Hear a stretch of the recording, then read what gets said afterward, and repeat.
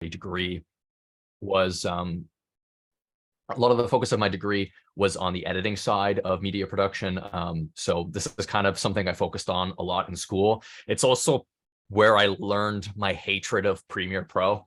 A lot of the times when I was using that software for school, I would have that thing crash on me constantly. And I'm not sure how many of you use Premiere. I'm sure you've had it happen to you a number of times as well. I got in the habit of constantly having to save. Like I do a couple of things and I'm saving. Otherwise, if I forgot for a half an hour and I'd have to repeat what I just did, it was so frustrating that I never wanted to use that software ever again. I wound up switching to DaVinci because one, like Chris said, they actually have a free version.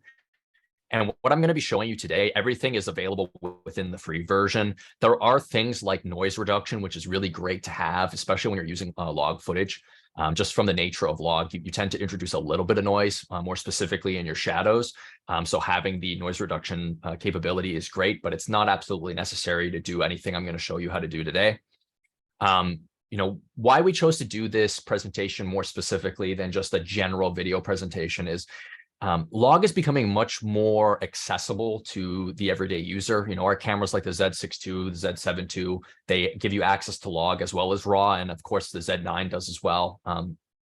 The difference being that it does it all internally as opposed to having to record externally. And some people are hesitant to use log footage because it's a little bit more complex to grade, or some people believe it to be a little bit more complex to grade. I'm hoping that by the end of this, you'll be able to say, you know what, that's actually not that complicated, especially within the DaVinci Resolve editor, and maybe try it out for yourself. So before I actually dive into editing, I just want to explain a little bit about what log actually is. It actually originates from Kodak. They created this process called the Cineon film scanning process. Essentially what they were doing was they were scanning in analog film, and they realized that they weren't able to capture all of the information they wanted. So they created this process, and what it does is it actually scans the film in a log format that corresponds to the original film density. So they learned that actually maximized all the info that they could grab out of that actual film when they were converting it to digital. Log has that very baked flat appearance to it. It almost looks like gray and washed out.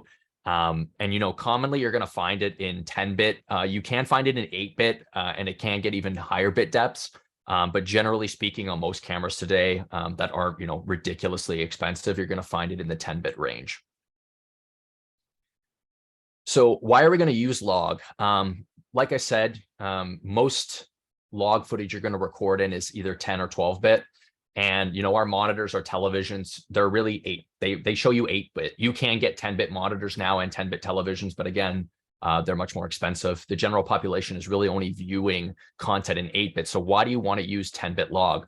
Well, the reason is you want that excellent flexibility in post that's provided by having not only the greater bit depth, but also the increased dynamic range that log provides you. More specifically, preserving a lot of the detail in the shadows that would normally be lost if you're using SDR or Rec 709 recording.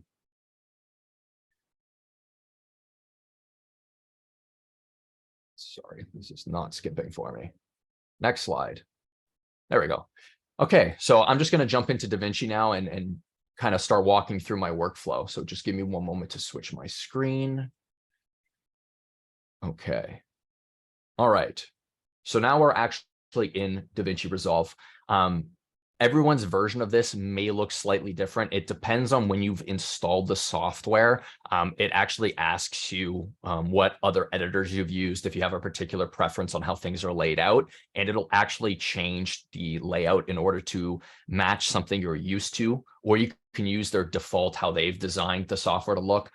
So if yours doesn't look exactly the same as mine, don't freak out. However, the tools are the same. They just might be in like different locations. So just keep that in mind. Now I'm already in the color screen, which if you look here at the bottom of my my window right now where my mouse is, there's all these different options. I've already selected the color space screen here. And this is where I'm going to be doing all of my grading. Of course, I just pulled in a random clip that I've already added to my timeline. And what I'm going to do before I actually jump in any further is just show you some key settings that I like to use when I am working with N-Log footage specifically. So I'm going to open up my project settings by going to File, Project Settings. Another option is if you actually click on the cog at the bottom right of my screen, it does the exact same thing, but two ways of accessing it. So I'm just going to open up that screen. First thing you want to make sure of is your timeline resolution. Now, I've already set this to 4K. It's this top drop down here. Essentially, you want to set this to what you want to deliver your footage in. In this case, I'm doing 4K. I know I shot this in 4K as well. You could hypothetically do 1080p, even if you're using 4K footage. If you know you want to deliver it in 1080p, that's totally fine. But essentially setting this to what you want to deliver your footage in is the most simplistic way to go about setting up your timeline resolution. Now, the next thing I want to change is under the color management tab right here. So I'm just going to click on this, and I've already made the change. So this is not the default settings. Most of them are, but the three things I've changed are the timeline color space, the output color space, and the 3D lookup table interpolation. Timeline color space I've set to DaVinci wide gamut. It's just a very wide color space. It encompasses more of the common color spaces that are being used today. So I like to set mine at that. And then I set my output color space to Rec 709 Gamma 2.4. That's pretty standard across the board right now. So that's the output color space that I'm going to be using. You can, within this screen, actually tell DaVinci Resolve that you're using N-Log footage in your timeline, and it'll automatically switch it from N-Log to Rec 709. I personally don't like to do that for a number of different reasons. The big ones being, if I'm using multiple sources for my video footage. So say, for example, I'm shooting on multiple cameras, like I have a drone and then I have my Z9. My drone is obviously not going to record in the same color space, in the same gamma as my Z9 is going to. So if I set this here to say I'm using N-Log footage, it's going to think that my drone footage is also N-Log footage. So that's why I don't choose to do that. I set this as a very broad setting. And then I will show you how I actually tell DaVinci Resolve, hey, this particular clip is N-Log footage. That'll come a little bit later. Now, like I said, the third thing I change is my 3D lookup table interpolation. By default, this is set to trilinear. I set this to tetrahedral. It isn't absolutely necessary, but if you are going to use a lookup table a lot, setting it to tetrahedral will help it render a little bit better, in my opinion. But it is a little bit more intensive on your computing power. So keep that in mind, depending on what your end result is going to be. If you know you're going to use a LUT, you might want to switch this. Like I said, it also depends on your computing power. So if you're using a bit more of an out-of-date computer that's already struggling to just, like, say, for example, play your 4K footage, it might be better just to leave that at trilinear. Once I've made those changes, what I would do is just hit save. Obviously, I've already set this, so they're already saved. So I'm just going to hit cancel for now. Okay, so now that I'm in my color window here, the first thing I want to do is create a few nodes. There's a couple of ways to go about doing this. Actually, let me jump back a little bit here. The screen as it's laid out, these are my primary tools, essentially this whole section here for making changes to my video footage. As you can tell, the middle is curves, and I actually have a bunch of different curves tools which are available here if I start clicking through these. I'll explain these a little bit more in detail a bit later, but I have all these different curves tools available. I have my primary color wheels. I have HDR color wheels. I have RGB mixer. This is the motion effects. This is where you do a lot of noise reduction. I'm not going to touch on this just because like I said, it's paid and it's not absolutely necessary. So I won't be touching on that today, but that's where you would find that as well. On the far right, I have my scopes. Right now it's set to a vector scope, but if I just click on this drop down, I have all my different options: histograms, waveforms, parades. I will show you some of these as I begin to do my grade and how I'm using them. But for now, just showing you the layout. And then this right here is actually very important. This is essentially your node tree.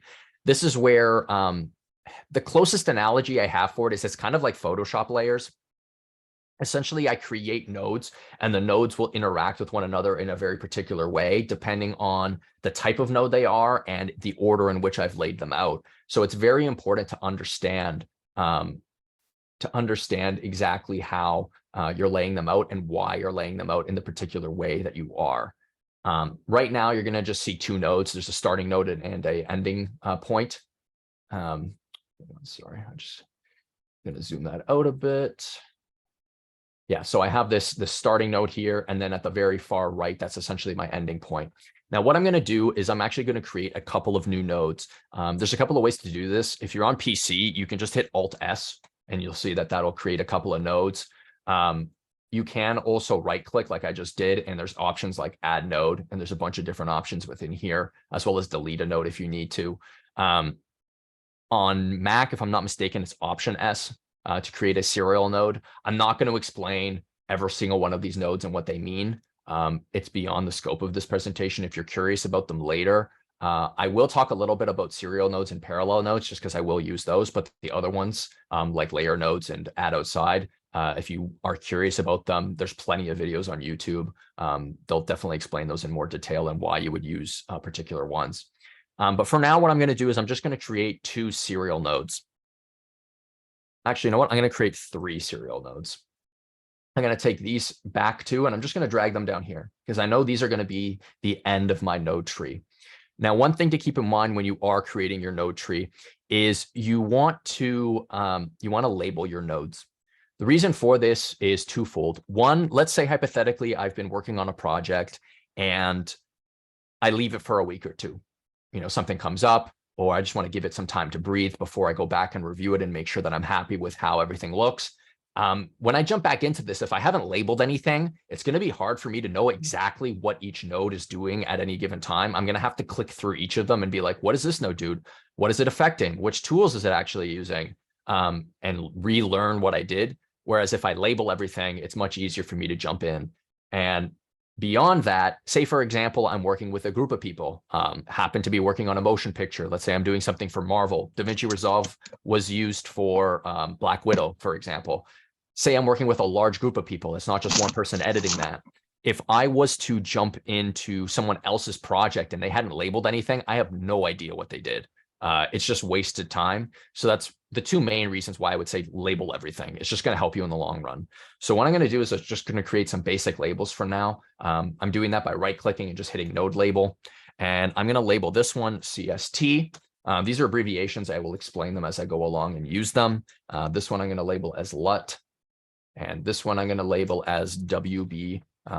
You may guess what that is, but that's white balance. I will do my white balance in a moment. What I'm going to start off with here is actually this node, the CST node.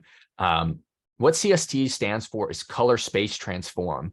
And this is the node I'm going to use to essentially tell DaVinci Resolve that this particular clip is Nikon N-Log, but I want to have it as Rec 709. So what I'm going to do, I have that node selected. I'm going to open up my effects window, which is right here at the top right. And it's going to list all these different effects. There's quite a long list. Some of these are paid, some of them are free. A good portion of them are free. I don't know all of them off the top of my head in terms of the split between them. But this particular node, the color or particular effect, sorry, the color space transform is included in the free version. So what you're going to do is I'm going to select it. It's right here. I'm just going to drag and drop it on to this node. And as you're going to see, the effects panel has actually changed. It is actually showing me what inputs the color space transform has. So the 4 that we're going to actually change are our input color space, our input gamma, our output color space, and our output gamma.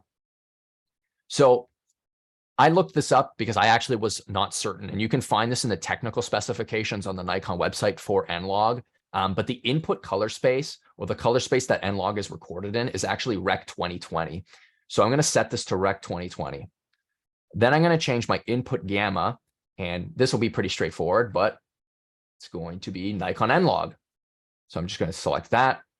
And because I know I want to deliver this to the general public, so let's say I'm going to put this on YouTube. I know I'm going to use Rec 709 Gamma 2.4 like I had set in my color management a little earlier in this presentation. So output color space, I'm going to scroll down to Rec 709.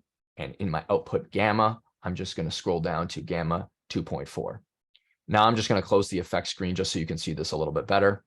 So right off the bat, I've already changed it from log to Rec 709. And I'm going to show you the difference just with that one change. So that's what we started with. And that's where we're at now, looking a lot more how we would expect our video footage to look just with that one node.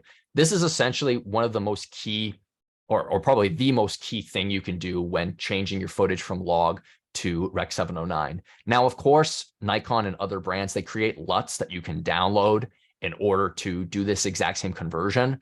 And they'll even adjust levels like saturation and things like that to get them as close to how their Rec 709 or their SDR footage looks in camera. I personally, again, don't like to use those LUTs because they lock you in. They lock you into that Rec 709 color space and in that particular gamma. Doing it this way, which I'll explain a little bit later, is nice, especially if you want to use things like film emulations or a particular LUT that might not necessarily be designed to work in Rec 709 Gamma 2.4. Doing it like this will allow me to make some changes, and I'll show you them a little bit later in the presentation.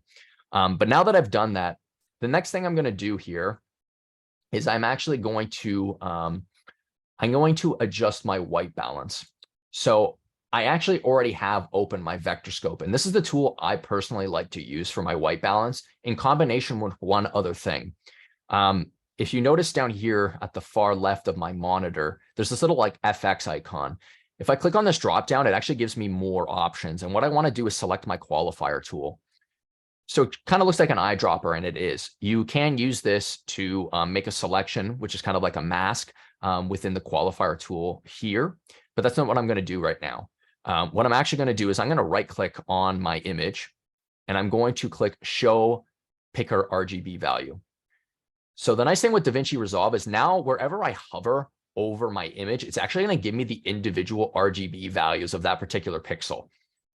This can be really beneficial for a variety of things, but specifically for white balance, it's really nice. I know that that sheet behind her is white.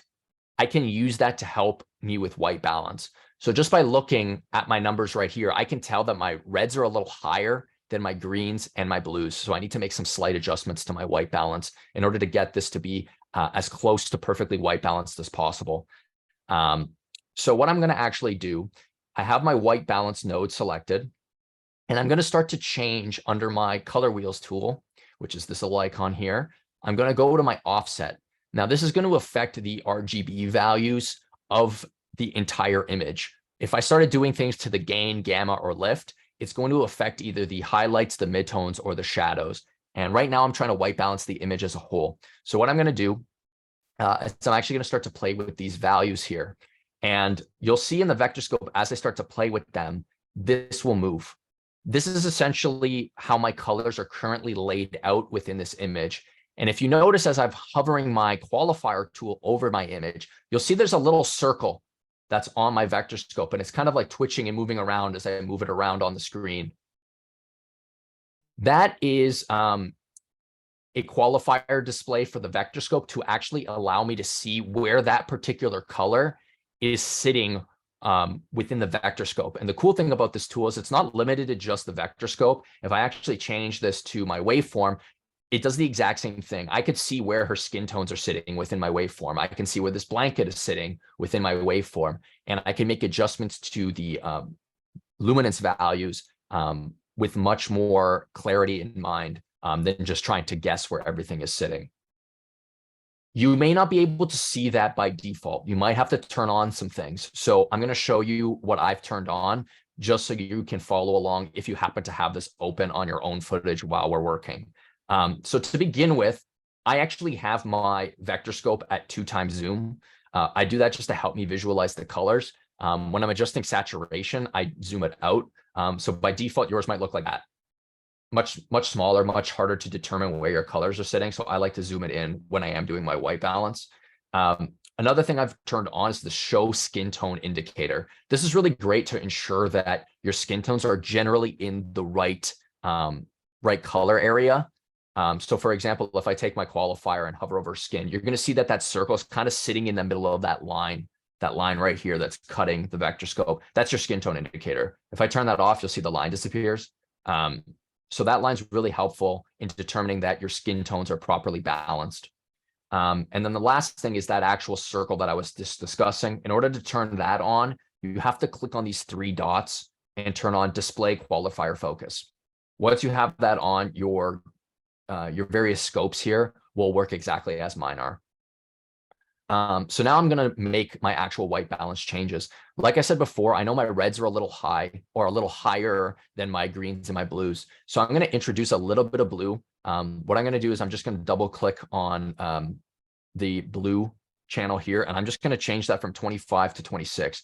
Now, pay attention to the image on the screen, but also the vector scope. You'll see it jump. The vector scope's going to jump slightly to the right, and you're going to start to see a little bit more blue introduced into my image. So 26, and I'm going to hit enter, and you'll see the vector scope moves slightly to the right, and my image has become slightly more cool. Now, I also know that my my reds are a little high. So I'm going to take my reds and I'm going to drop it to 24. And I'm going to take a look at how this is. Much closer. It's almost perfect.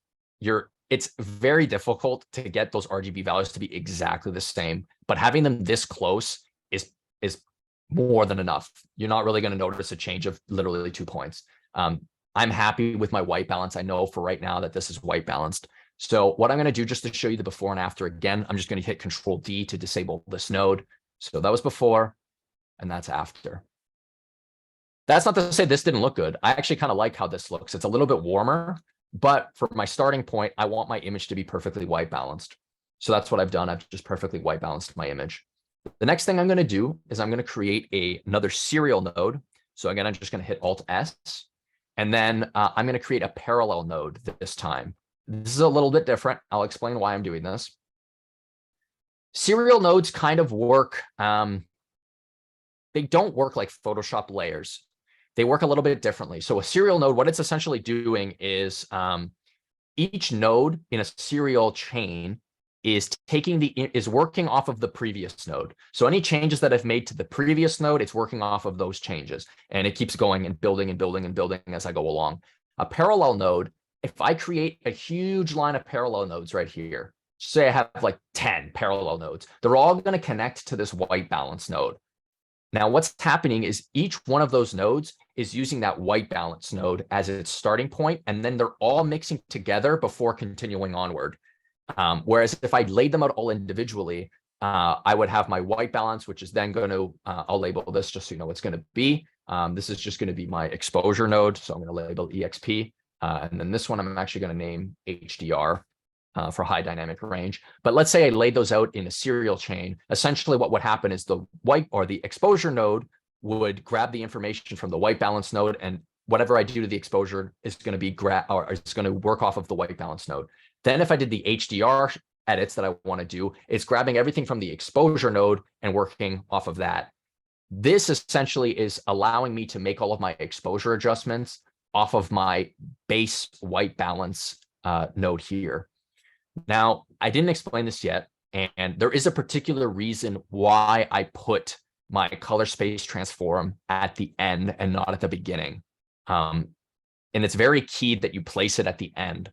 The reason for that is this node, like I said, is essentially telling DaVinci Resolve, take my footage from a large color space with a large gamma and compress it down to Rec 709, which is what broadcast uses, but it's a lot less flexible.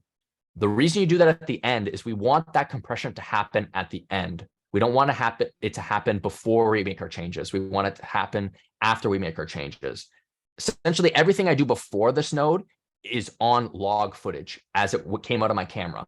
Everything that I do after that node is within the Rec 709 color space. That's why you have to put it at the end. If you put it at the beginning, everything you're doing is working on Rec 709 footage. So you've kind of defeated the purpose of log. So make sure that always goes at the end. There are specific things you can put after it. Like I said, there is a node that I've created at the end called LUT, and I will use a LUT a little bit later in the presentation at the end just to show you how that works. And another reason why the CST is a really good way to convert your footage from log to Rec 709. That'll come a little bit later. But essentially, in a log workflow in DaVinci, you want that CST at the end. So keep that in mind. So now what I'm going to do is I'm just going to do my basic exposure adjustments. So I've selected my exposure node, and I'm just going to change my vector scope to a waveform. For now, I'm thinking this image is a little too bright. So I'm just going to grab my offset, which is down here. Bear with me. Sometimes this has this weird effect where if I drag on this for too long, it jumps like really, really hard. I actually own one of like Blackmagic's DaVinci Resolve control panels. I typically will use that. If I happen to reach over and start spinning something, that's just out of habit, so yell at me, because you won't see what I'm doing. For example, if I start to spin this wheel, you're going to start to see my offset numbers changing and the footage changes, but you don't know actually what I'm doing here. So I'm going to try to avoid doing that. It is a habit though. So if something happens, just yell at me a little bit. But what I'm actually going to do is grab my offset. This wheel here is going to affect your luminance values on all of these different these tools here. But I want to drop my exposure as a whole. So I'm just going to grab this wheel and I'm going to bring it to the left. And you're going to start to see the exposures dropping. You can see it in the waveform, but also in the actual video file itself. So I'm just going to keep going a little further to something I think is a really good starting point. So somewhere around there is looking pretty good to me. One thing I like to do when I am making these beginning exposure adjustments is just see where people's skin tones are sitting.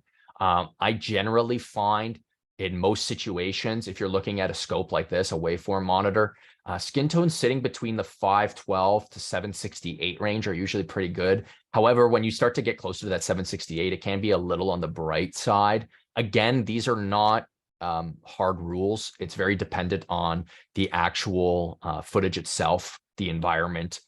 There may be reasons why your skin tones are darker or brighter. It has to make sense within the actual file itself. But the lighting on this particular day was actually quite overcast, and it's in a studio, and I've artificially lit it as well. So I know for this particular case, for this particular shot, having my skin tones in that range is going to look pretty good.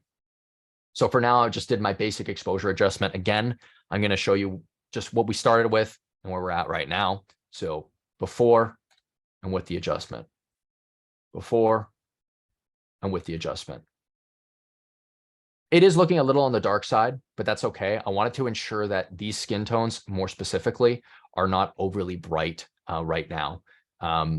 I personally don't like when skin tones lose their texture. I want that color and that texture to be there. Generally speaking, when we're looking at each other, we don't see blown out skin. That's a photo or video thing that can occur when your exposure isn't quite correct. So I tend to try to bring my starting point relevant to my skin tones, making sure that they look as nice as I would like them to look. But now what I'm actually going to do is jump into my HDR node here, and I'm going to switch this tool from my primary color wheels to my HDR tools. This works very similarly as that other tool that we were just in, our primary color wheels, with a slight difference. There are actually more of them. So if I start to click on these arrows, you're going to see that the actual text above these changes. So we have our blacks, darks, shadows, and as we move further, lights, highlights, specular highlights, and then of course global, which affects the entire exposure range. Now, I'm going to start off by making some adjustments to my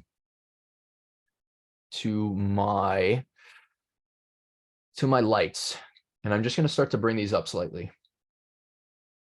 So you'll start to see that the exposure, obviously in the actual image, is changing, but on my waveform, it's also changing. But if you notice, if I start to play with this, the bottom of my graph is not moving at all, because again, I'm only affecting the lights of this image. So like I said, it's a much more specific adjustment. So I'm just going to play with my lights a touch. I'm going to raise my highlights a little bit. I'm going to bring my specular highlights up a decent amount, somewhere in there. And then what I'm going to do is I'm actually going to jump to my darks. And if you notice, I'm actually crushing some of the blacks here. You could do that. I actually know on this footage where these are particularly lying, but if you didn't, that's where this qualifier tool comes in handy. So for example, this really black portion here of her hair is crushed. There's actually no data there. The exposure is so dark that it just looks black. Same thing with, right here in between her neck and her hand, and her shirt is very close, but not completely crushed. So personally, I don't like having super crushed blacks at this point, especially in things like people's hair. I want that detail to be there. So what I'm actually going to do is I'm just going to grab my darks and I'm just going to raise that a bit. And you're going to notice that I'm really only affecting the very bottom of my waveform. Now, this is something you wouldn't be able to do in the primary wheels. These have a much broader effect. So you can definitely use these. I have used them in for particular instances. And if you're not as familiar with how they operate, you definitely want to mess around with them and just see the differences between, say, playing with the gain and playing with the light or the highlight sections of the HDR wheels. And again, it depends on the footage that you have. Sometimes you'll have to bounce between both. It's something you're going to learn as you get more familiar with the software. But in this particular instance, I can be a little bit more sparing in how I'm using the tools, because the footage and the lighting was done pretty well on location. So now I'm at a point that I'm fairly happy with. Let me turn it on and off just so you can get an idea of what I did in the HDR tools. So this is before, and that's after. So a little bit brighter, a little bit less dark, especially in the shadow areas. But it's not a massive change in the shadows. It's mostly just, I would say, even just increasing the contrast a bit more than anything. But you know what? I think I could even make it have a little bit more contrast. I'm not going to do that in HDR. I'm going to do it a little bit differently. It's a little faster because I've kind of set my overall contrast pretty well. I don't want to affect too much channels in more specifically. I want to do it more broadly. So what I'm going to do is just create another parallel node. And all I'm going to do is just come down to my contrast here. And I'm just going to slightly start increasing this. So as you'll see. Oh, another way to disable and enable the nodes if you don't want to use the keyboard shortcuts. Like I said, it's Control-D or Command-D on a Mac. You can actually just click on the little number icons of the actual nodes themselves. That's what I just did before. That's how I'm enabling and disabling it. And that'll have the same effect. It really all depends on what you're more familiar with. As you get better with the keyboard shortcuts, it's definitely much faster to use the keyboard shortcuts. But you know, sometimes you want to be able to have more direct control with your mouse. It's up to your preference, really. So that's how you would do that with the mouse. So now that I've increased the contrast a bit, so you can see it's kind of brought my highlights up a little bit. It's also brought my shadows down slightly. I'm just going to look at my skin tones again, and I'm finding that these are just a little higher than I would like them to be. So I'm just going to jump into my HDR again and just move over to my highlight and just drop this touch. Somewhere around there. And I'm pretty happy with how that looks overall. Now, at this point, oh, you know what? Let me label this. Again, always remember to label your nodes. Contrast. Okay, so now I know what that does. Following this, I find this footage to be pretty desaturated at the moment. There's a couple of different ways to increase the saturation of your image. First off, what I'm going to do is just jump into my vector scope really quick. Like I said, this is 2x zoom. This is what our colors are looking like. These squares kind of represent I would say a safe zone, for lack of a better word, for your colors. If you start to push them well beyond these squares, this like kind of inner radius here, you could run into issues depending on the broadcast medium that you're releasing the content to. For example, on the web, if it happened to be something that was going air to television, you might run into issues with colors being reproduced correctly if you do push past those squares. So that's just something to keep in mind. Most of the time, you probably won't run into that issue, but it is a possibility. So just keep it in mind. So what I'm going to do now is I'm actually going to increase the saturation. I'm going to show you two ways to do it. I'm going to show you I guess you'd say the most simple way, and then I'm going to show you the way that I personally like to do it.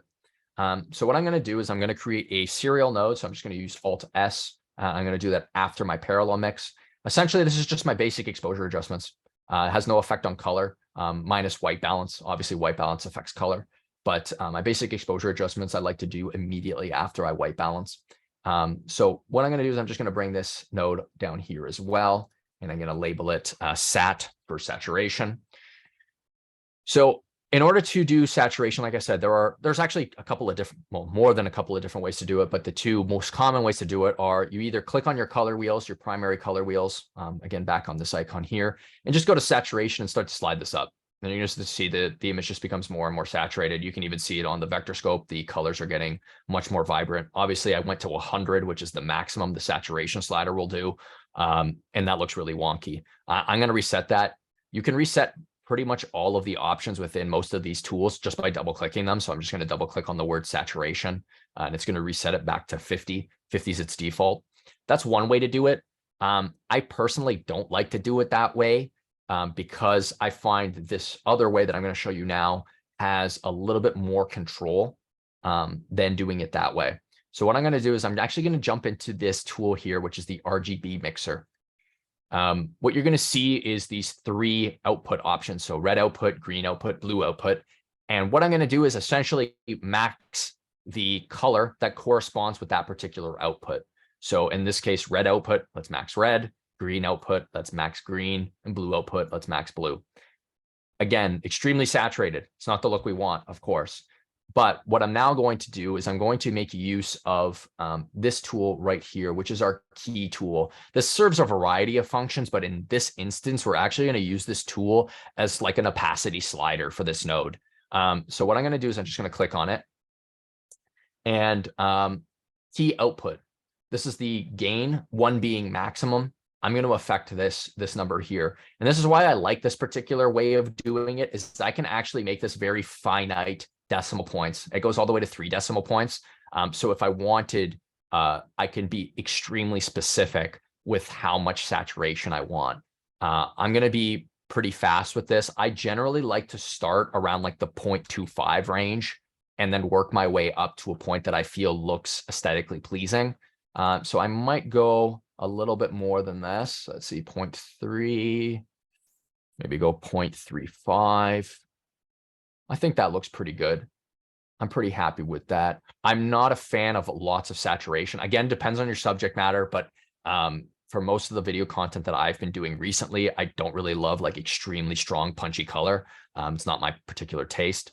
But I think that's a really good natural look for this particular clip. So just showing you before and after, it's a little bit hard to tell until I start to actually turn them on and off so you can see the difference. So I'm going to do Control D again. So that's disabled. That's where we were before I touched the saturation at all. And that's where we're sitting at now. Definitely looks a lot better. The colors look a lot more believable, a lot more natural.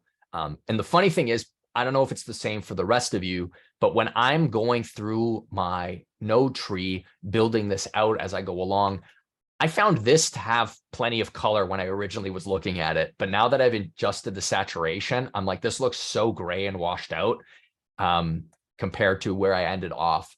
And it's interesting because I didn't think that, like I said, when I was actually doing everything else. But once I start to actually increase the saturation, it really becomes apparent how desaturated it looked before. But like I said, I'm pretty happy with how that's looking right now. And realistically, at this point, you could just kind of call it a day. This looks pretty good. I'd be pretty happy with how this looks overall. I could play this through for you. So for example, let me just give this a play. So it's going to, it is struggling right now. I think that's because of the fact that I'm in this Zoom call. Let me close something here really quick. Hopefully that'll help. Okay.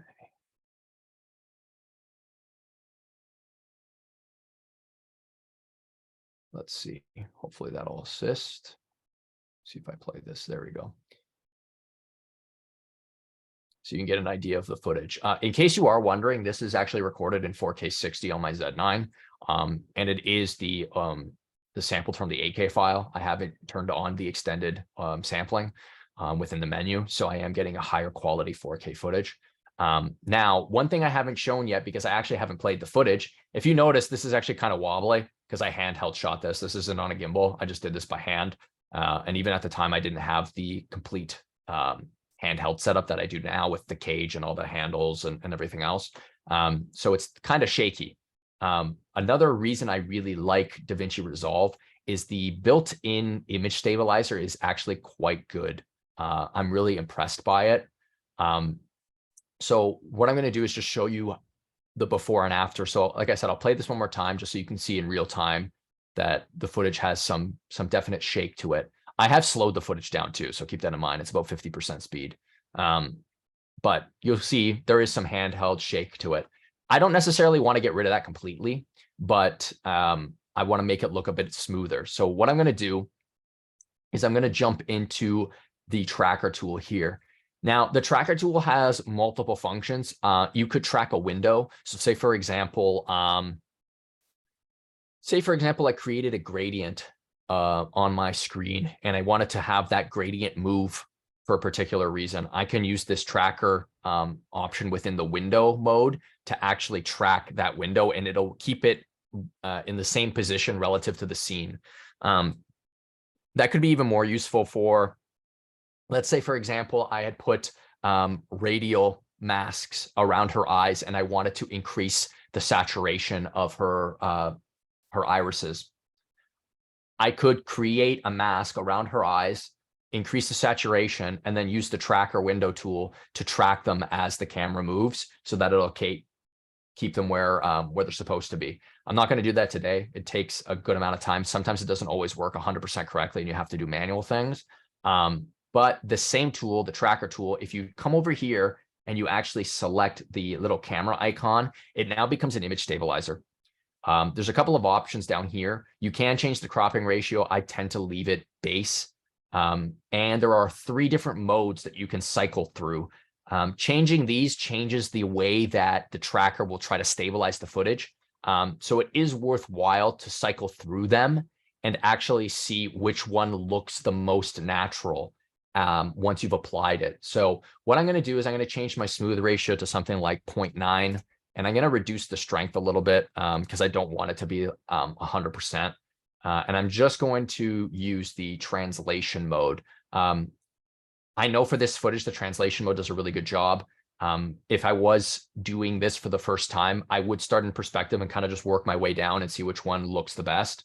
But for this particular instance and for speed's sake, I'm just going to leave it in translation because I know it looks good. And I'm just going to hit stabilize.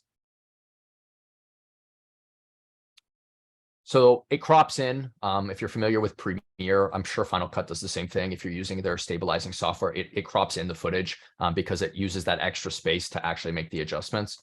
So now what I'm going to do is just play it so you can see the difference. A lot more stable looking. It's a lot less of that like handheld sway. It looks more progressive, the movement, as it kind of gets closer and closer to her face. So one of the reasons I really like this software is that the stabilizer is actually quite excellent. And it gives you multiple different ways to stabilize your footage. It's not just limiting you to one. And if that doesn't work well, you're kind of like, oh, well, I guess this footage isn't being stabilized. You can try some different options and see which one looks best. But yes, beyond that, at this point, you could pretty much say I'm good with this, but there is a couple of extra steps we could do. One could be sharpening the image slightly. I found the log footage in general tends to be slightly less sharp than if you just used your standard SDR. And generally that has to do with the fact that when you're shooting with, an SDR format, you tend to use the built-in color profiles or the picture controls. So like the default, natural, or if you happen to use vivid or portrait, those have sharpness added to them or reduced depending on which one you're using. Log doesn't have that. So it tends to have a little bit less sharpness than I personally like. So for example, if I zoom in on her eye, obviously I'm going pretty well zoomed. There is quite a lot of detail here, but I think we could get it a little bit sharper. I mean, I can see your contact lens. That's pretty good, but still, I think we can make it a little bit sharper. Now, there are multiple ways, again, of doing this within DaVinci Resolve. I will show you 2 of them. There's the way that's fast and easy, and then there's the way that I like to do it on a more complicated project, on something that I want to have more control over the sharpness. So I'll start off with the easy way. What I'm going to do is after my saturation node, I'm going to add another serial node. I'm going to label it sharpen. And what I'm going to do is I'm actually going to move into this tool here, which oddly enough is called our blur tool. Now you're wondering, wow, why are you going into a blur tool to sharpen it? Well, you can click on this icon, this one here, which is your sharpen tool, and it'll switch and you can just increase this radius. Oddly enough, it does the exact same thing if you leave it in the blur tool and just reduce the radius. So either one works. So I'm just going to show you for an example here. Let me zoom in even more on her eye so you can really see the change. I'm going to go way overboard just so it really stands out. But if I start to really bring this down, you're going to see it goes crazy. You don't need nearly that much. By default, it's at 50. I generally, if I'm going to do it this way, I tend to leave it at like 0.47. It's a very minimal adjustment. When you're looking at it as a wide shot on your own computer, you will see the difference. I'm zoomed in a lot right now just because over Zoom, the quality's greatly diminished. And I had tested this with my colleagues. Showing you the full shot, you don't see it. It just doesn't work over Zoom. So I'm just going to show you up close on her eye. But I'm going to disable it so you can see what we had before and then enable it. Obviously, it looks a lot sharper. Like I said, it's not as noticeable when you are full screen looking at the entire image, but it's noticeable enough that it just seems like it's like perfectly sharp. It looks really, really clean, really, really nice. Now, the downside of doing it in this particular method is it's a blanket sharpening. It's sharpening the entire image, and that's including things that I don't want sharpened, like hypothetically her skin. Maybe I don't want all of her pores to be sharpened. And of course, I don't want all this blurred out blanket to be sharpened. It's just adding extra noise that doesn't need to be there. And especially because I'm not using noise reduction, increasing the noise is something I really don't want to do.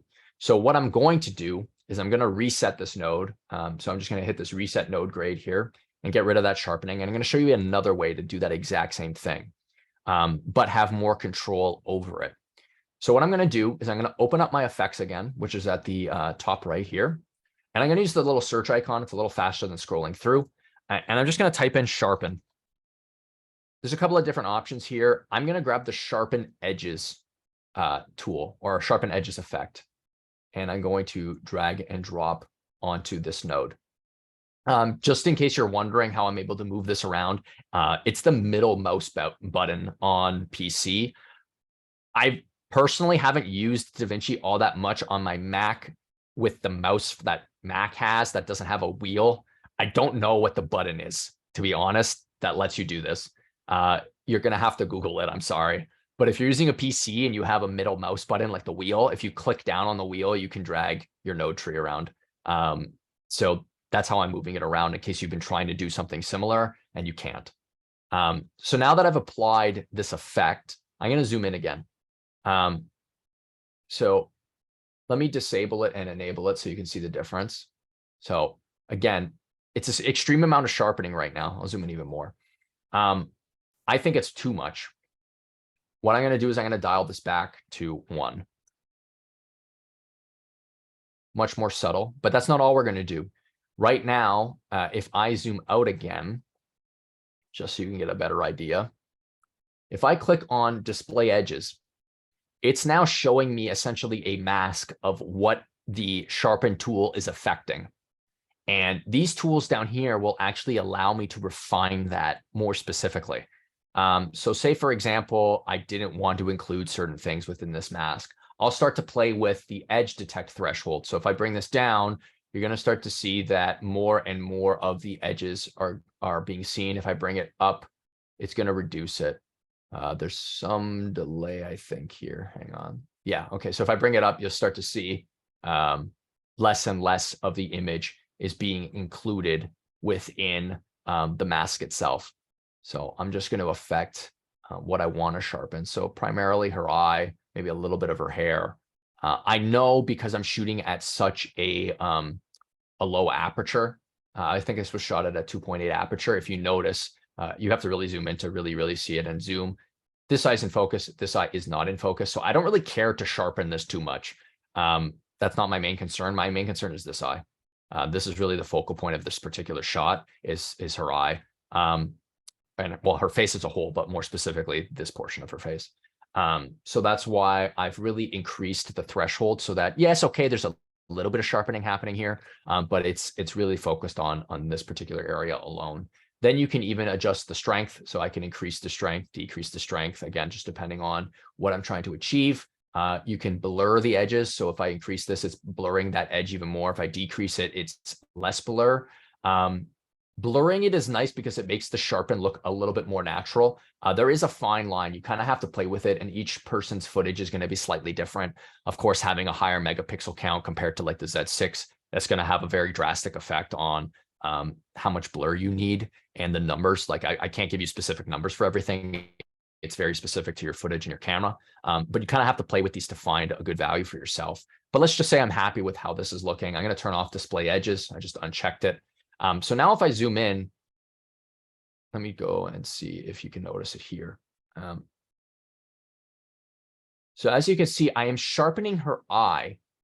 If I zoom in even more, you see there is a change here. I hope you guys can see it. It's pretty subtle. I didn't go super hard with it. Maybe I'll increase the amount just so you can really see the difference, but let's go 1.5. This is probably a bit more than I would personally do.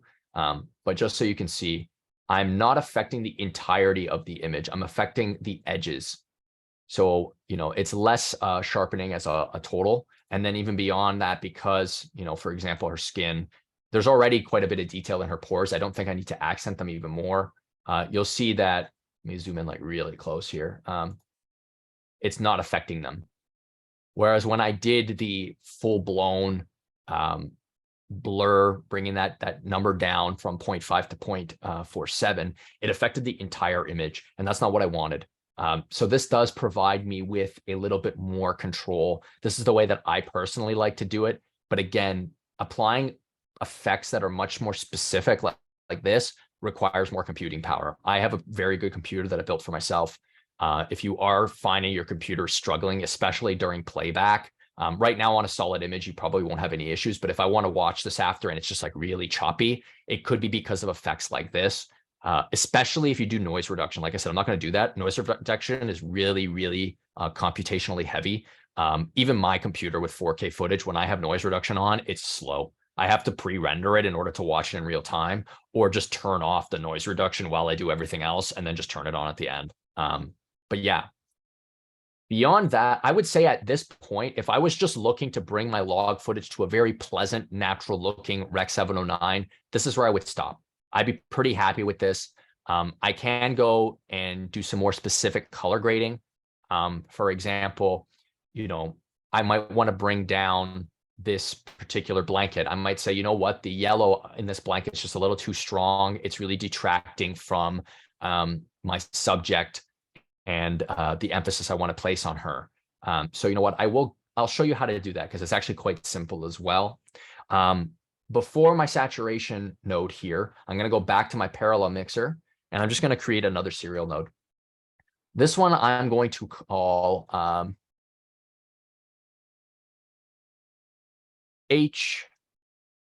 HVS curve. That stands for hue versus saturation curve. Within the curves tool, which is this icon here, it's already selected. Like I said at the beginning, there's all these additional tools here.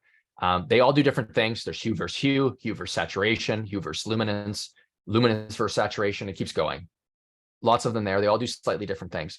The one I'm interested in is hue versus saturation. What this is going to allow me to do is actually specifically choose a particular hue and adjust it without affecting the overall saturation of the image. I could create a mask around that particular color as well. This is faster and it works very, very well. So I'm going to show you how to do that. What you're going to do is when you have this particular screen already opened, what you would do is take your qualifier. So this is already selected, and you're just going to click on the spot that you want to affect. So in this case, it's this blanket. If you notice, it added these little icons here. These are these are essentially that middle point here is where on the image that particular color lies within this graph. And now what I can do is I can just grab this point and start to bring it down like that. And I might want to feather that out a little bit more, just like that. So now if I disable this node and enable the node again, you're going to start to see that the blanket itself is actually losing saturation.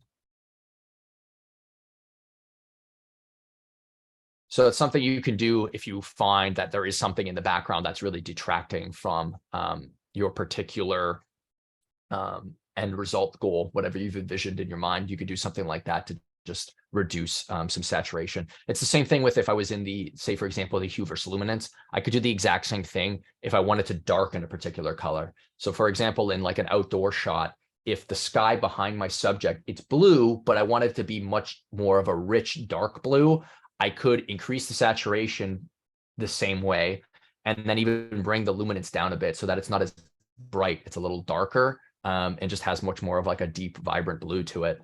So that's another way that you can kind of use this same tool in a more broader context. But before I wrap up, I do want to show you something that I've been talking about briefly throughout the presentation. And that is why I chose to use a color space transform node earlier on when I was creating my node tree. Say, for example, I've gotten to this point and you go, you know what? I really want my footage to look like a particular film stock that I like. DaVinci actually includes a few of them within the software for free. If I turn on the LUTs panel here and I go to film looks, these are all included with DaVinci Resolve. And there's two really popular film emulations that are included in both the DCI P3 color space as well as the Rec 709 color space. In this instance, we're going to use the Rec 709 one. And there's one from Fuji and one from Kodak, and they have different white balance options. So obviously a cooler and then a warmer one, and kind of like a middle between the two. I don't know off the top of my head which films the Kodak one is used in, but I know for a fact the Fuji one is used in tons of different motion pictures, including the Lord of the Rings trilogy. I just know that because I'm a huge fan of the Lord of the Rings. So let's say hypothetically I wanted to use that because I really like the colors that film stock provides. In order to use those properly, they're actually tuned to be to work with a particular gamma. So if I were to go to my LUT node here, and let's just say I start hovering over one of these options, you're going to see it's kind of like previewing what it'll look like. Because I haven't changed the gamma, it looks really bad. It doesn't look correct at all. And that's because, like I said, they're designed to work with a very particular gamma. If I don't apply them the right way, it won't look correct. So what I need to do is I actually need to go back into my CST node. So I'm going to open my effects again, and I have to change my output gamma. The reason I'm changing the output gamma is because whatever is coming out of this node is the output gamma, right? It's outgoing from this node. So that's why I'm changing that one and not the input. The input is the footage we started with. The output is what we want to see after this node. And after this node, we want to change the gamma now because we want to use one of these LUTs.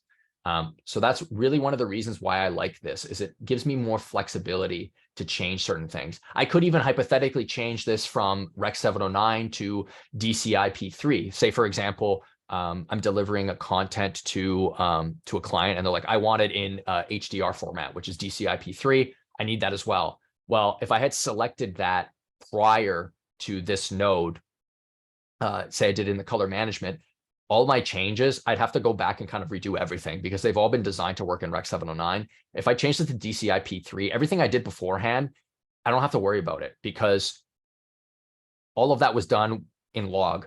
This is just a conversion at the end.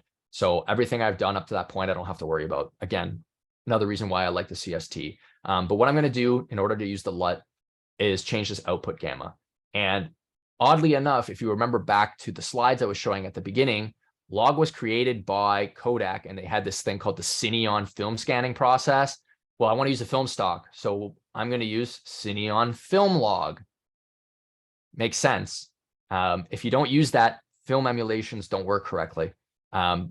That's the correlation between the two. One of the reasons why I like to mention that at the beginning is you can go, oh, that makes sense now. That's why you picked this. So now if I go back to LUT and I hover over that same icon, hang on, you're going to see it doesn't look nearly like it did the first time I showed this to you. So the nice thing with the way that DaVinci works is hovering over these icons shows me a preview, so I don't have to apply it yet. So these are the three different Fuji. Well, actually, it's the same film stock, but different color temperatures. So this one here being the cooler one, this one here being the warmer one, and this one kind of being the middle ground. And then there's this Kodak stock. The Kodak one is nice. I tend to find it to be quite warm. So again, it just depends on your overall aesthetic, what you like. I personally like the Fuji one more. So I'm just going to click on the middle ground. I think that's a really good point to start with. And I'm just going to double click. Because I've selected the LUT, if I just double click, it's going to apply it to the node that I've selected. I don't have to drag and drop. So that's how I did that. Now, doing this, again, it applies that, that LUT to your footage.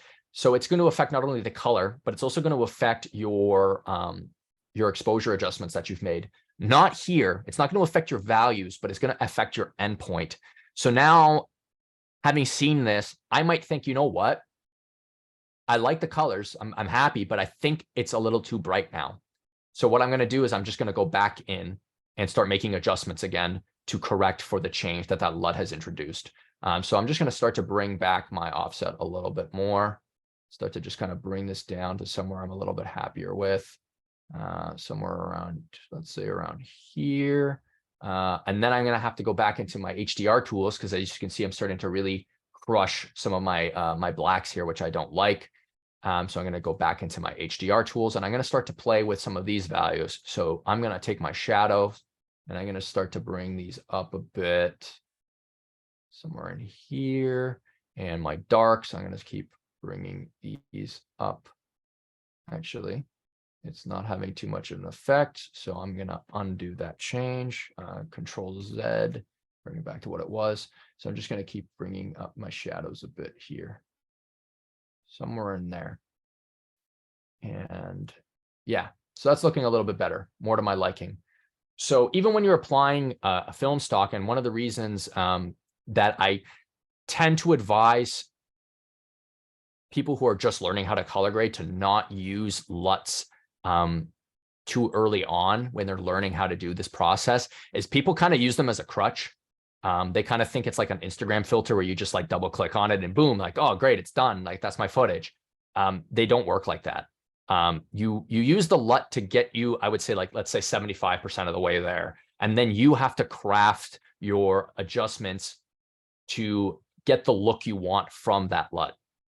The reason, again, we apply the LUT at the very end is we don't actually want to affect the LUT itself. We want to affect the footage that the LUT is being applied to, because we want that film look. That's what we're going for. I don't want to affect the LUT at all. I want that film emulation. That's why I chose it.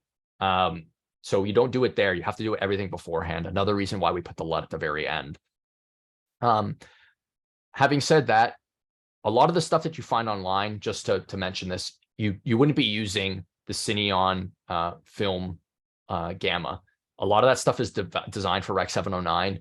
And hopefully, if you are finding LUTs to use online, the person who's created the LUT will tell you what they've created it in. Otherwise, you might have to experiment a little bit. But it's the same thing. There are some really good ones that are available, but even when you apply those, don't use them like IG filters. Like, they're not Instagram filters. They're not just like click on and you're done. I've downloaded a couple just because I was messing around with them. Just to show you an example, under this is not included as a default. Like I said, these are downloaded. I downloaded these. Let's say I wanted to use, I wanted my footage to look like the movie Drive. Some of you may have seen it. Some of you haven't. I know that this is created. The person was kind enough to actually label it as Rec 709, and it's SDR. Or like Gamma 2.4 in our case. It's not the Cineon log. So what I'm going to actually do is I'm going to change my CST back to Gamma 2.4. Again, makes my LUT look really stupid because obviously it's not designed for that. But what I'm going to do is just change the LUT. So I'm going to reset this node, and I'm just going to apply this drive node. Again, has a very specific color grade done to it. The exposure values have been dropped like crazy. So again, if I wanted to use this now, I'd have to go back in and start to make adjustments in order to get the actual look that I want. So I'll just do this really briefly so you can get an idea. I'm going to bring up my exposure fair amount somewhere around there. Bring my HDR tools back on. Let's bring my shadows down a bit. And let's increase my lights a little bit and my highlights. Again, I'm just doing this very quickly just for demonstration purposes. But again, there are some stuff that you can find online that's going to give you a really great end result. Like, for something I literally just threw on in 10 seconds and started messing around with, that looks pretty good. You know, especially the color in her eyes, it really pops, that blue. and it's done some really interesting things with the color grade. It does look very much Drive-esque if you've seen the movie. It's added some actual greens to our whites, and you can actually really see how that's done. If I zoom in again on my vector scope here, if I hover over my my footage here, you'll start to see that it started to affect the bottom portion of my vector scope. More specifically, I'm trying to get it to, I had done it before. Where is it? Zoom out a bit. So as you can see, that circle starting to really push down into the bottom left, which is actually the green quadrant of the vector scope. If you're ever confused about what the quadrants are, there are little letters written beside the boxes, but they're kind of hard to see. View that scope like you would view your color tools on the left. So essentially like top left being red, and then moving as we go around in a clockwise direction from magenta to blue to cyan to green to yellow to orange and back around. It's exactly the same color distribution on the vector scope, in case you were wondering. But yes, that's pretty much going to wrap up this basic introduction to grading. Like I said, there's so much more that you can possibly do within this software that I haven't even touched upon. But this is just to get you started so that if you are using your log footage, you have a place to start. You can really get a good end result without having to be extremely knowledgeable in the software. But there are plenty of excellent tutorials that if you want to dive even deeper into DaVinci Resolve, you can find on YouTube. And as time goes on, I'm sure Chris and I are going to be developing more and more resources for not only NPS members, but Nikon users in the general sense, to have access to help with becoming much more familiar and comfortable with tools like log and like raw. Raw, like Chris mentioned a little earlier in the presentation, can work similarly to log in terms of raw in and of itself is not an actual video file. It's actually just raw sensor information. And the interesting thing about it is you can actually tell, especially on the Z9, I haven't messed around, and Chris will have to confirm or deny this for me on the Z6 II and the Z7 II. But if you're shooting raw footage on your Z9, you can either choose to record it in SDR or in log. So you can have raw footage that's in log or raw footage that's in SDR. They have advantages to each of them. Raw offers a much higher bit depth. It's not something that's going to be super noticeable unless you're really trying to push the boundaries of your highlights and shadows. And most people are not going to really use raw because the file sizes are so gigantic. And then on top of that, there are some limitations to raw in the sense of, for example, Nikon has NRAW. That's our new raw format. The nice thing about DaVinci is it's actually supported within DaVinci Resolve. I can just grab a raw file and drag and drop it into DaVinci Resolve, and it understands it. It shows me the footage as if I was watching it on the back of my camera. But for example, if I use ProRes RAW, ProRes is specifically designed by Apple. They own that. It only works in Final Cut. If you don't have Final Cut, you can't just drag and drop ProRes RAW footage into your editor like Premiere or DaVinci. It won't work. It just can't read it. You have to essentially use it's something called a proxy in order to convert the file to something that's more understood by whatever editor you're using. Again, outside the scope of this, but just so you have an idea, RAW is really beneficial, but it's much more niche and use case specific. But yeah, that, like I said, that wraps up pretty much the presentation. And I think Chris and I are going to open it up to question period at this point. I see a lot of chats. ProRes RAW works in Premiere. Oh, that must be fairly new. That's great to hear, because back when I was messing around with it, it didn't work in Premiere. So that's really good to hear. But yeah, let me try to scroll through some of these because I didn't have the chat open just because I have all these windows open at the moment. So let me kind of go through. If you want, Daniel, I'll kind of go through a few of them for you and ask you, and then you can kind of answer. So Eric, at the very beginning, actually, he was asking, was this shot NRAW, ProRes RAW, HQ, ProRes 422? And I was pretty sure this was 10-bit NLog. This is just 10-bit NLog. Yeah. Okay. Yeah. Yeah. It's not RAW at all. This is just 10-bit NLog. Again, like I was saying before, RAW is going to be a little bit more use case specific. Most people, you're not going to really need RAW. RAW is really, I don't want to say it's upper echelon. It's just very, power intensive. It also takes up a huge amount of memory. So it's not needed for most situations. Now, if you're shooting in extremely high contrast, outdoors, noon kind of stuff where you're like, I might really need to push the boundaries of how much I can retain my shadows and highlights, you might want to use RAW in that instance. Again, if you're shooting things for a much higher budget client, like let's say hypothetically, a Mercedes-Benz, an Apple, people who have huge budgets, they're obviously expecting creme de la creme of the quality. You're going to want to shoot that in RAW because you need to have the absolute maximum amount of leeway when it comes to your grading process. But for stuff like YouTube, just even having 10-bit is like fantastic. You're going to have a lot of leeway with what you can do, especially in a studio environment like this, where I actually had a lot of control over the lighting.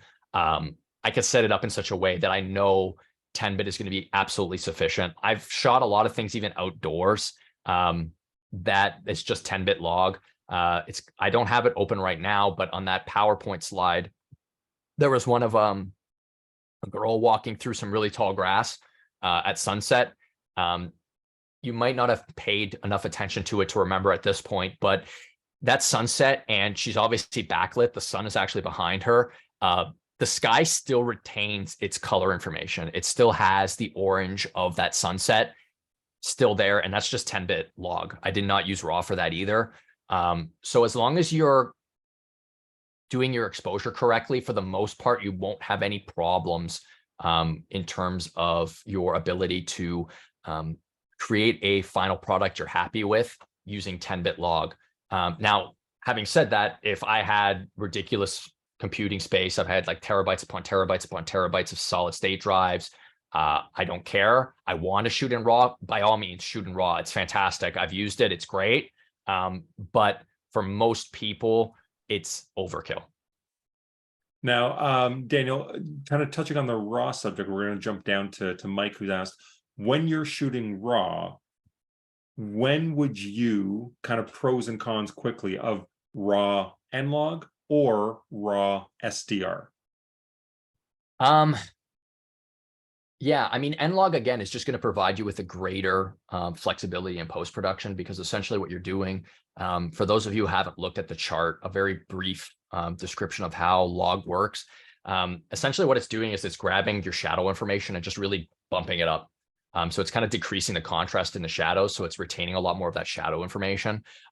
So by doing that, you're not only having the ability of a higher bit depth with RAW, but then by recording in N-Log, you're actually creating even greater dynamic range for yourself to work with, because the information is there. When you record in SDR, yes, you get the SDR RAW, you get the bonus of having extra bit depth, but you don't get that initial bump to your shadows.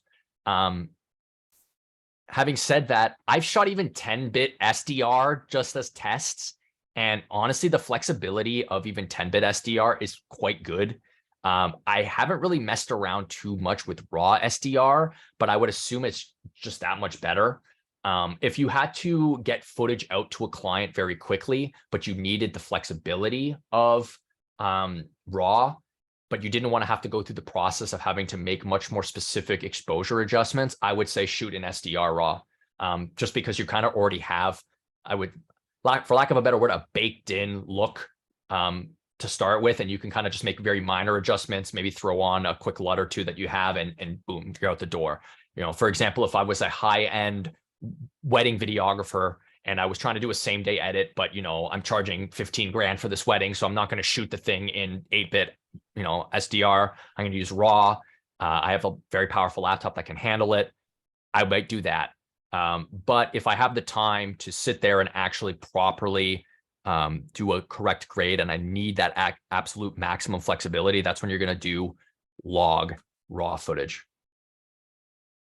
And Ryan jumped in and said N-Log. So he kind of recommends N-Log to protect the highlights, whereas SDR is going to be give you a little bit more latitude in the shadows, which thank you, Ryan. Yeah. One thing to keep in mind, it's a little bit outside the scope, but I do want to mention this. If you're shooting in log, for people who aren't as familiar with shooting in log, a good rule of thumb is to overexpose your image slightly.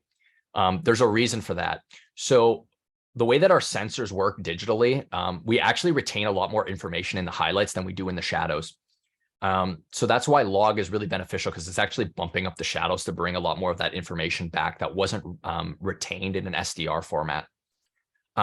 So by doing so, though, by essentially upping the gain on the shadows, it introduces noise, and you want to reduce the amount of noise as possible. So you technically want to overexpose your image, but there is a caveat to that. You want to be aware of your waveform monitor. You don't want to clip your highlights.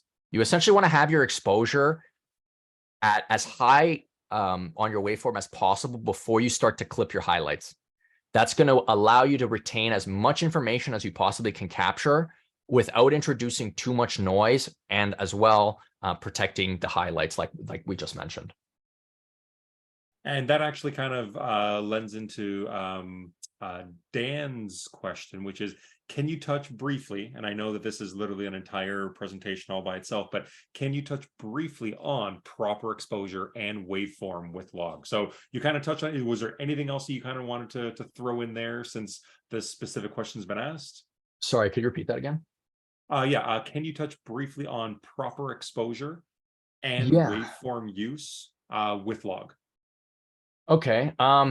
Waveform use with log is very similar to SDR. It's really about understanding where things are sitting within your image. And the reason I actually really like having that qualifier focus that you can kind of see on the screen right now is if I'm not 100% sure where something is sitting, I can use my qualifier tool to tell me where it is.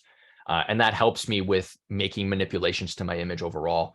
Like I said before, in terms of actually recording and your exposure, like I said, you want to overexpose a little bit.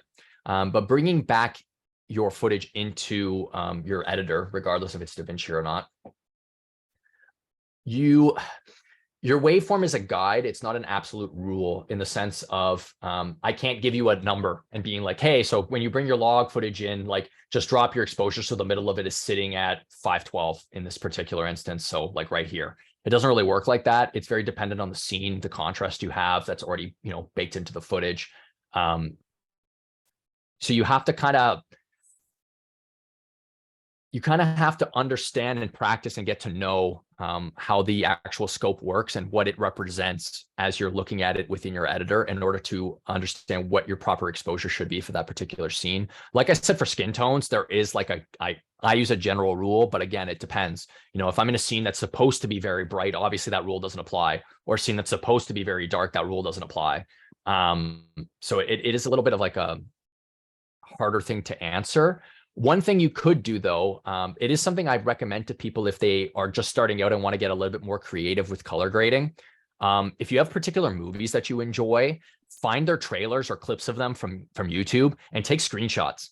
If you actually drag and drop those screenshots into your editing software, including Premiere, it'll give you waveform analysis, vector scope analysis of that scene. So you can actually see where on your scopes that particular shot is sitting.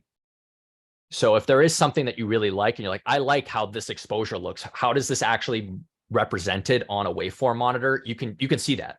You can go and just do that, and it's a really good way for people to learn, how the waveform monitor works, in the sense of there are certain movies that you can look at and be like, this looks fantastic.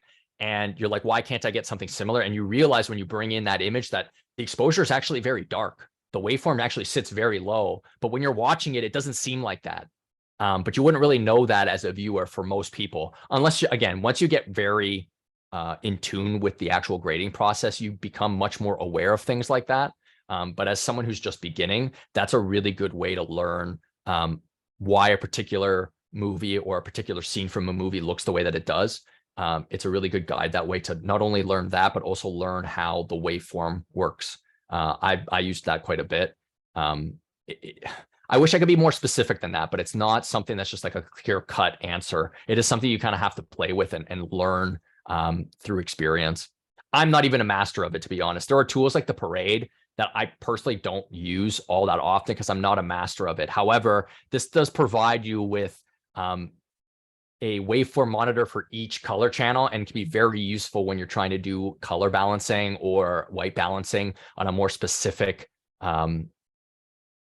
use case. For example, there might be a situation that for whatever reason, the camera footage has a little bit of blue hidden in the shadows. And the way that I white balance this footage won't work for that because it's only in the shadows. So if I start to try to make corrections without using a parade, it becomes a lot more challenging. So there are things, I'm not going to say that I'm an absolute expert in every single thing. There are things I'm still even trying to figure out how to use to their 100% effectiveness. All right, so let's jump over to Dan had a question. So when you're shooting N-Log, just for everybody, as kind of Ryan pointed out there, your base ISO is ISO 800. 800, now, yeah. Dan, sorry, I'll call you Daniel because there's a Dan in the chat. Yeah. Daniel, if for you personally, at least let's say with the Z9, because that's your main body right now, is there a high limit that you will not go above when it comes to a high ISO, or because you have access to the noise reduction in DaVinci, you're willing to kind of go as high as you need to? Depends on the subject matter. Depends on who I'm delivering content to. You know, if I'm doing a high end project, obviously I'm going to be spending time lighting the scene, so I don't have to worry about that too much. I could hypothetically, if people are okay waiting around a little bit, I have footage that I was just messing around. I went to Disney World and I went on the Rise of the Resistance ride. That's in like complete darkness, and I shot in log. I just pulled my Z9 out and held it in front of me as I recorded it. I maxed the ISO. It's at 25,000. It looks pretty clean, quite frankly, considering that it's at maximum. Having said that, would I give that to a client? Probably not. But considering how high the ISO is, I'm pretty happy with it. Obviously, it's a Z9. It's the flagship. You're not going to get the same noise reduction as you would, or not noise reduction, the same quality of noise, sorry, as you would with a Z6 II, a Z7 II, or, you know, any other brand that's, you know, giving you a $1,500 to $3,000-$4,000 mirrorless option. But one thing to keep in mind with log is if you underexpose quite dramatically, if you don't do your exposure properly in camera, the noise that's introduced from recording in log, I find to be much worse than the noise that's just introduced by having a higher ISO. I would always recommend just having your ISO as high as you need it to be in order to get proper exposure in camera. Play with it yourself, but I think you will find the result will give you the same answer that I've just given you. You'll find that if you underexpose too much and you really are pushing the log curve to its maximum, where it's really trying to pull data from like stuff that really it shouldn't have to be pulling data from, you'll see that there's just so much. It looks unnatural, the noise. It doesn't look like the noise we expect. It almost looks like garbagey. It's really bad. It's something, definitely experiment for yourself, but I would highly recommend just put the exposure correct in camera regardless of the ISO. And then if you have access to the noise reduction software that's in DaVinci, or there are obviously third-party plugins that some people will also argue are far better. You have to pay for them. But they are an option out there as well that can do quite an excellent job at cleaning up noise. Obviously, it's not going to be crystal clear. You will lose a little bit of clarity whenever you're applying noise reduction. But I would recommend just doing that, kind of circling around again. Nail the exposure in camera. It's going to be a better result than trying to keep your ISO as low as possible and having log introduce a lot of noise that doesn't need to be there. All right, I think we're getting close to an hour and a half, so we're almost at 9:30. So let's kind of wrap this up a little bit. Do you have any recommendations? Because you've obviously done a lot of work yourself in learning DaVinci. Are there any YouTube tutorials, anything online that I saw a question that someone asked that Sandra did. Sandra was it. I'm typing into the chat right now a name. If you put that in YouTube, he does some really excellent tutorials. I really like the stuff on his channel. Some of it gets a little bit more complicated, but he has some more beginner stuff as well. but he's really good. I really like his stuff. I have encountered people, like I said, at Profusion, I had a lot of people asking me about log in general, and I did mention him, and some people were like, he's too much for me. So it is really dependent on your skill level, but he's good. I really like his. I find his stuff very easy to follow and straightforward. And he kind of does what I did. He goes step by step and will walk you through exactly what he's doing.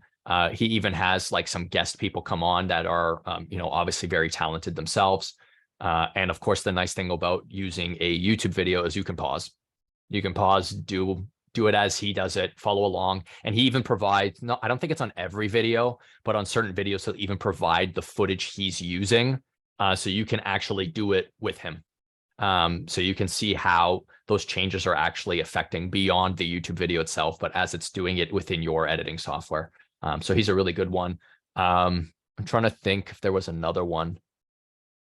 He's my main guy. Like if I've subscribed to him on YouTube. I don't watch every single one of his videos. It really all depends on the subject matter, but he's got some really good ones. I'm trying to also quickly look through some of these. There was one that I saw. And as you're quickly going through those, I'm just going to jump in and answer Yeah. a couple questions here. So the person who asked, does it have a second base ISO? So as Ryan says, so he answers that Gerald has done a whole bunch of tests. Gerald Undone is very good in terms of picking up the very technical stuff. Nikon themselves don't actually talk about it, but if you do go and look, you can see that there are a second drop at around the 4000 ISO mark. But that isn't something that we natively provide information on. I just saw Pete here with the contrast button. I don't know if that's still a question that you need answered. But if you're in either one of these tools, the color wheels, primary color wheels, or within the high dynamic range color wheels, if you look at the bottom here, there's a contrast indicator. You just slide it right or left, and that will increase it. Like I said, I have one of those panels, so I actually have a dial now. It's much easier for me, but that's where it's located. One thing I did see, someone was asking about, I can't find it again, but someone was asking me about how the Nikon LUT that's provided looks so garbage in Premiere. I don't like that LUT.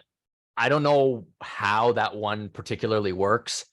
I don't like it. I've tried using it when I originally bought the Z7 when that first came out, back in what was it, 2018, something like that. And when I finally got a Ninja, I was like, I'm going to shoot in log. I want to use this. I want to have the option to do it. And I was like, great, I'll download the LUT. It's going to be great. I stopped using log because at the time I wasn't as familiar with it as I am now because the LUT was so bad. I don't know how it works. There's probably a very specific way that you have to set it up that I'm not aware of. I just found this much simpler. This gives me more flexibility than the LUT. That's how the way that I do it. And I like this way because of the fact that, like I said, if I'm using multiple camera sources, I'm not just using my Z9. I can apply my grades across multiple different cameras and just change what I'm inputting as. Obviously, it's not going to have exactly the same effect if I'm using a different camera, but it gets me pretty close and I can kind of make some smaller adjustments that way. But yeah, that's the way I like to do it. Because even in DaVinci, the LUT doesn't look the way that I want it to look.